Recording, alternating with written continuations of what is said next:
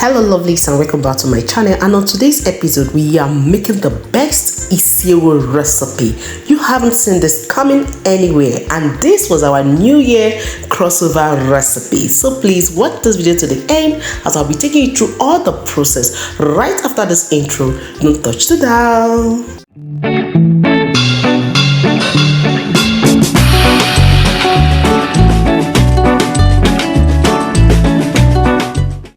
Welcome back. So here I've already washed the goat meat. I have actually seasoned with salt and pepper flakes. So here I'm adding in the seasoning cube. As you can rightly see me just squeezing that in, and here I'm chopping in my red onions. You can use any onions of your choice, but this is what I wanted because I want to have that local taste of Isi Ewu recipe. The way you make Isi Ewu is the same way like you make your own kwabi, the cow foot, and it still comes out very nice. So I added in black pepper, and here I'm adding in the pepper soup spice just to give it that local taste. And here I topped in with water, and I'll be cooking with a pressure cooker because this is the female goat, so it was hard to cook. And now you can see me covering that, and this has cooked up. Here is everything on the chopping board. So here people will be doing what? We'll be taking out and dice it into smaller chunks, smaller pieces, so that when you take and chew, you'll get what you want. So at this point people, can you like this video, share, and please don't forget to do a comment at the end. Is this how you make your Isi Ewu? So people, I also want to say something. I'll be using unto as my thickener. Unto is the arches from the palm. That is the palm arches. So you can see me just doing what? Sieving that into the pot. This has been soaked overnight, and then I added in my palm oil. So see how I'm making my ungo. Ungo is the thickener or the sauce for the Isi Ewu. You can see how that has come up. So people, I'll just do what? Stir that. You can see. Look at how it has turned out. So here I added in the goat brain. People, I cooked this in a nylon into the goat meat when I was cooking it, as in I boiled it all together. You can see how I've matched that into the ungo. So here comes the pepper soup spice, also topping that in. And also people, I added in my seasoning cube, as you can rightly see. So here comes my fish powder, and that will give it a twist, and also the crayfish, and also the what? Ehuru. This is the calabash nutmeg, and I also added in the shrimp powder. Tell me why this recipe will not have the best taste as expected. Here is my finely blended onions and fresh pepper. This is gonna be spicy. Of course, just watch what I did later on because this pepper for me was not enough. Here I added in my fermented oil seed, which is the oba. Yes, and here I added in my finely chopped red onions mixed with the whites this time around. Okay, so you can see me just stirring that all together, and then I added in more of the ungo, which is the palm arches. So here I added in the water or the stock from the goat's meat.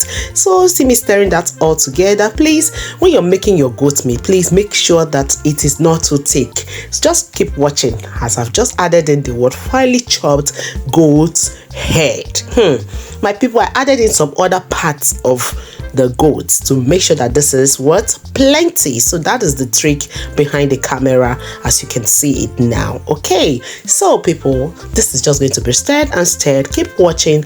Don't forget to share, comment, like, and also do what? Subscribe in case you're new. Turn on the post notification bell so I'll be among the first to be notified anytime I post new videos. So I added in more pepper to this, and then I'll also be adding in the dried one later on because I wanted this to be very hot and spicy.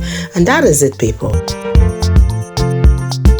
So right about now, people, I'll be adding in the utazi leaf. This utazi leaf was dried. I worked on it with hot water, and it came out so fresh. How can you make this kind of recipe without utazi? I am aware some people use oziza leaf, but people, this is the best. I also added in the stock water from the goat to make it a bit soupy so that it doesn't look too thick.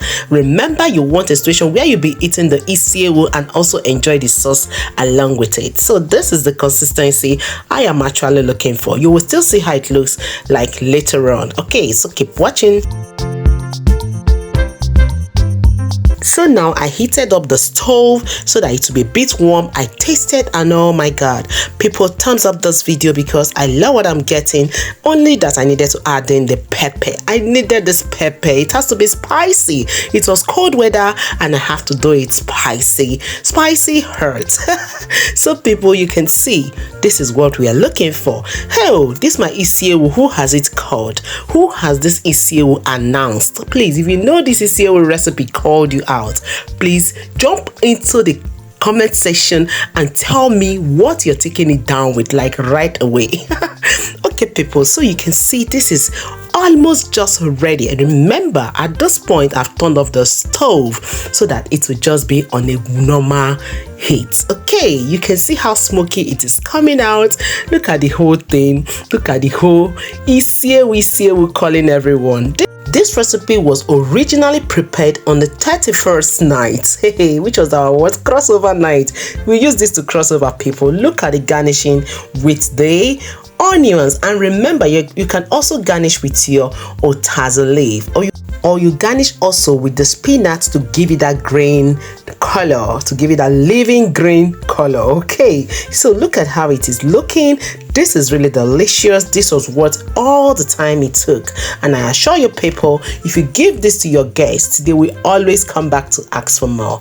For me people, this Isi Ewu recipe was a done deal. Like, I loved every aspect of it. I enjoyed it with my Martina because I don't do alcohol. You understand people? So look at how presenting, how enticing that looked. Look at me taking that bite.